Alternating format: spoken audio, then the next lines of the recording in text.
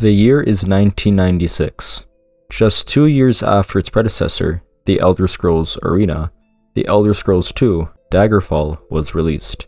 Praised for its realism, role-playing opportunities, and incredibly vast open world, it receives critical acclaim and wins almost every award you can think of. So, of course, the question on everyone's mind is, what's the next Elder Scrolls game going to be? How is Bethesda going to expand on this franchise they've created? That obviously ended up being The Elder Scrolls III: Morrowind, one of the most acclaimed RPGs of all time.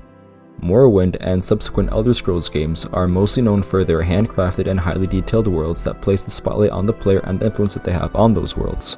But there was a time when the original vision of Morrowind and the Elder Scrolls as a whole was very different, and much more in line with the design philosophy of the first two games.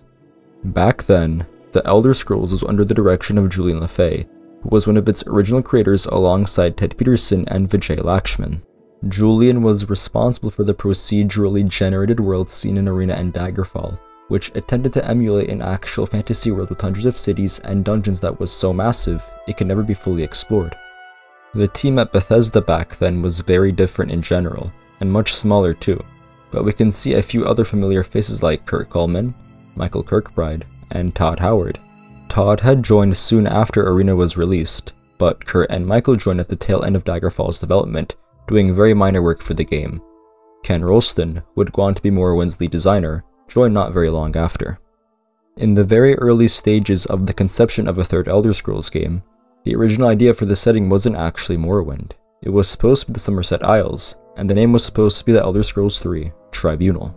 The Tribunal was the name of the council consisting of the 3 elven rulers of the province. Sound familiar?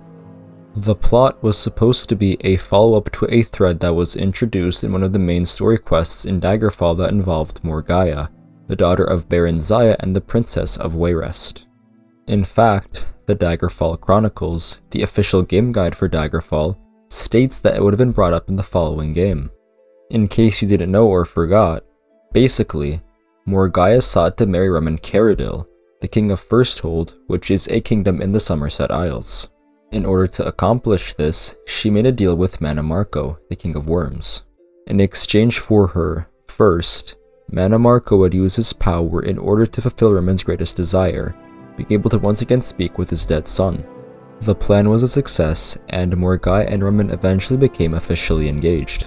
According to a few interviews with Ted Peterson, the player character from Daggerfall was supposed to travel to the Summerset Isles to investigate a plot regarding the corruption of the Psijic Order, who acted as advisors to the Tribunal, which, much like Daggerfall, would have involved lots of court intrigue and politics. At the same time, Morgaya's story would have been expanded upon. There would be rumors that her newborn child was a changeling, and it would be revealed that her first didn't actually mean her firstborn as her message implied. She and Mannimarco had actually made a completely different deal. At some point early in development, the setting was scrapped in favor of Morrowind. One of the earliest concept maps for the game had been created by December of 1996. Cover art had also been commissioned, showcasing a dark elf warrior fighting off a demonic monster in a desolate landscape. See those 3 robed figures in the back? They were supposed to be the Tribunal. While the third installment in the franchise was still being conceptualized and planned, Bethesda ended up releasing 2 more games in the years following Daggerfall, being Battlespire and Redguard. Julian LeFay ended up once again being the lead programmer and designer on Battlespire, aided by Ken Rolston. Meanwhile, Todd Howard, Michael Kirkbride, and Kurt Coleman all worked on Redguard, which is where the unique lore and aesthetic of the Elder Scrolls really began to take shape. But it was also a time where a bit of creative conflict started to appear at Bethesda. You see, Julian had a greatly different vision for the series compared to others at the company. Julian always wanted mainline Elder Scrolls games to follow the previous formula of massive landmasses and procedurally generated storytelling.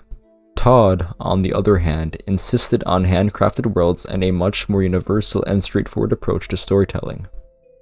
Julian also wasn't a massive fan of the emphasis on originality and uniqueness that newcomers like Kirkbride brought to the table. Julian also had some other unique ideas for the series. Believe it or not, he was very keen on multiplayer being the future of the Elder Scrolls, envisioning a world like Daggerfall's NPCs being replaced with other players, where you could be an adventurer, shop owner, build castles, and then raid those castles, or really take on any role that might exist in a fantasy world, all in real time. Of course, due to how ambitious such an idea was for the time period and the limited resources and budget that they had, it never ended up happening. He did, however, actually manage to implement a multiplayer mode for Battlespire, and nowadays, we do have an Elder Scrolls MMO in the form of ESO. But getting back to my earlier point, several other personal issues he experienced at Bethesda at that time ultimately led to him leaving the company. Ted Peterson also soon left for unrelated reasons, though still did some writing work for future entries. Vijay Lakshman had already left shortly after Arena was released.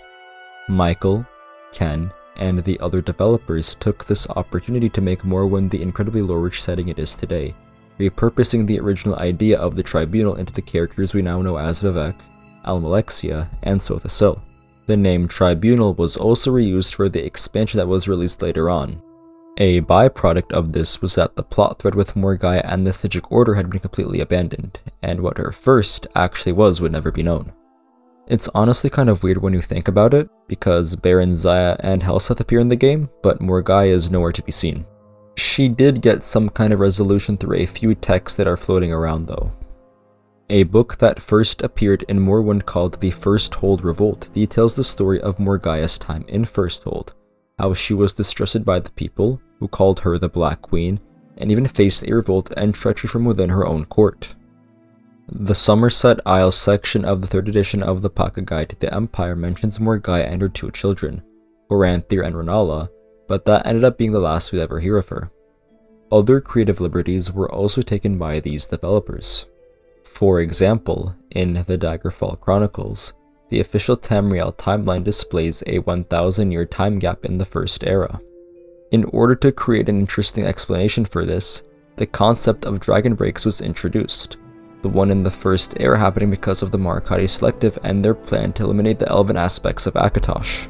Another dragon break, known as the Warp in the West, was said to have happened at the end of Daggerfall, after the activation of Numidium, in order to make all of the game's possible endings canon.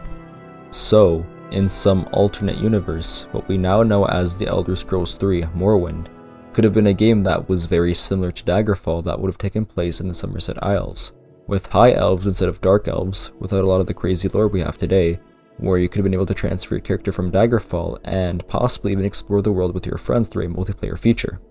Just think about that for a moment. While I'm personally grateful that this series went in the direction that it did, a part of me can't help but wonder what the Elder Scrolls could have been like if things were just a little bit different in the past.